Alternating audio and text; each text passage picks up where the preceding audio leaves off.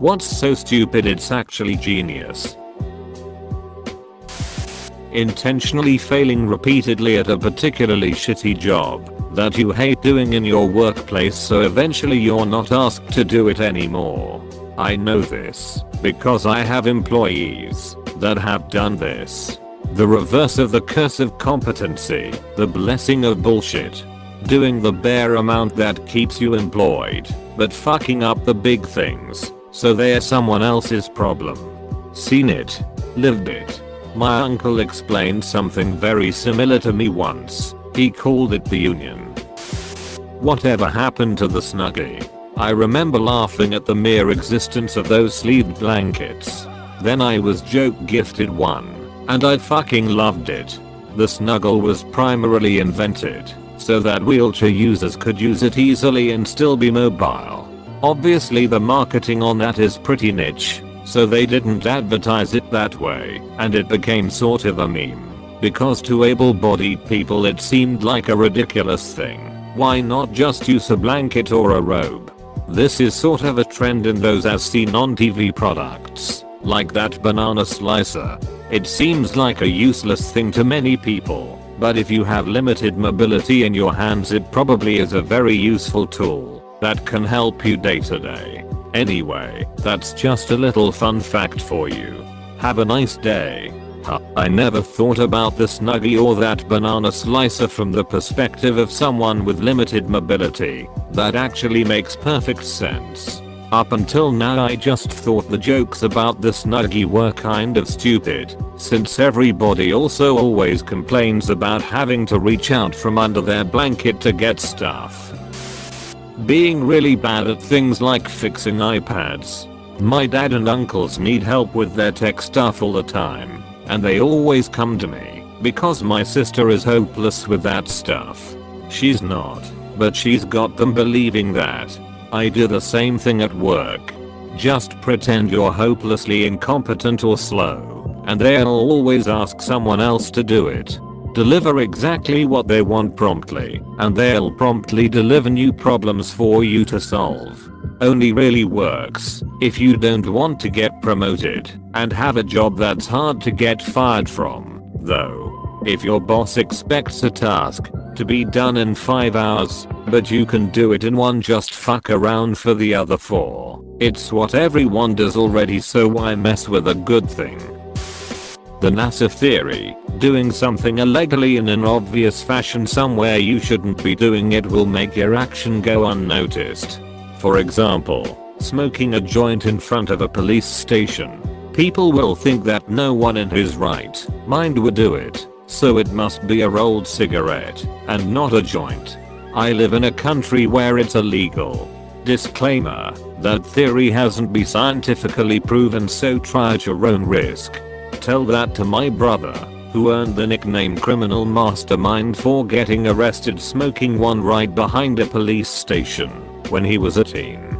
If you're behind the police station you aren't acting casual or like you belong. The trick is to act like you're supposed to be doing what you're doing, not hiding. I have always had a terrible memory.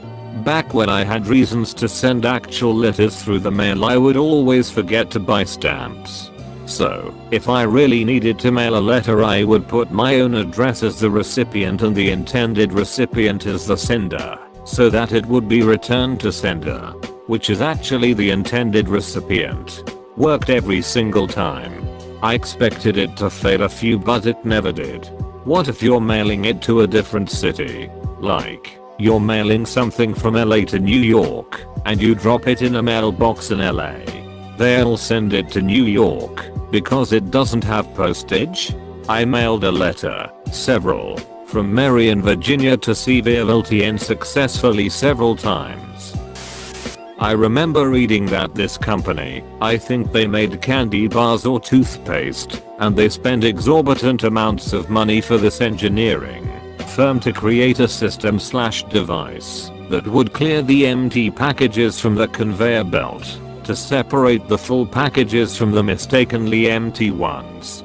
After all the money spent and all the time to develop this new system, they went to install it, and found that a woman on the assembly line had taken a fan from the storage room and angled it at the conveyor belt to blow off the light empty packages, while the heavier packages that actually contained the product didn't move.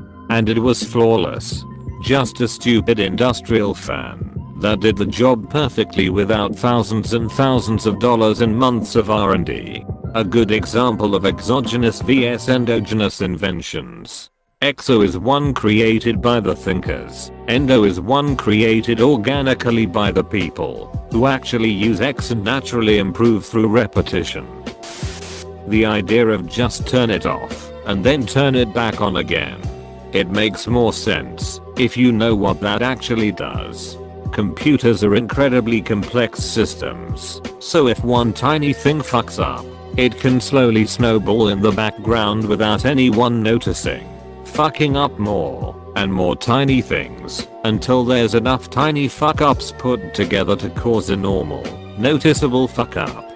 But when a computer turns on from a shutdown, it doesn't retain all those fuck ups. It starts from the beginning. And at the beginning, generally speaking, no fuck ups had yet occurred and things were running as they should.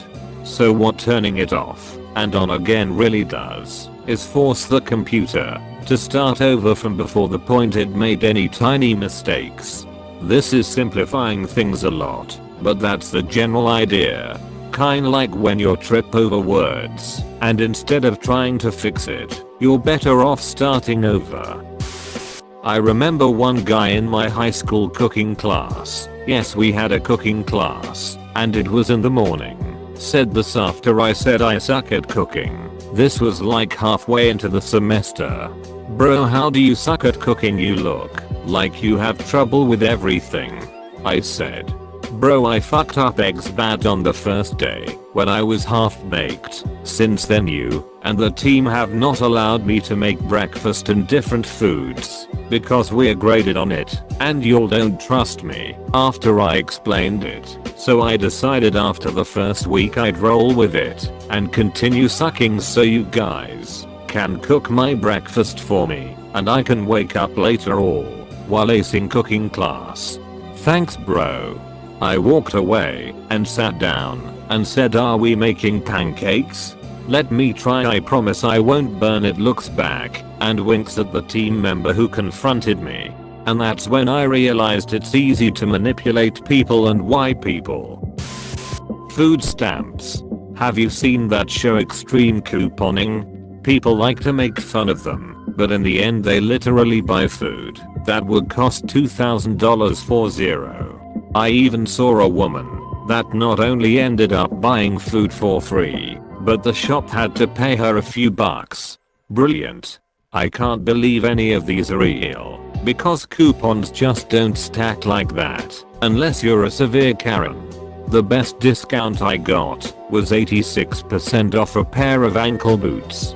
They were on sale and had a total purchase coupon that stacked on top other discounts, and I had some no in-store credit they sent as a promotion to customers through email.